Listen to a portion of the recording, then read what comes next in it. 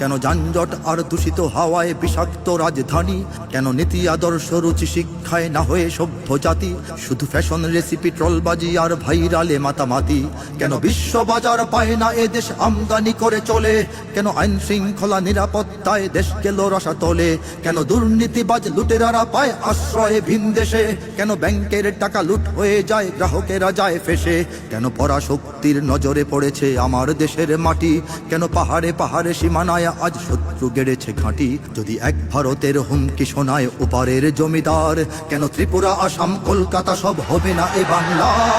কেন কেন কেন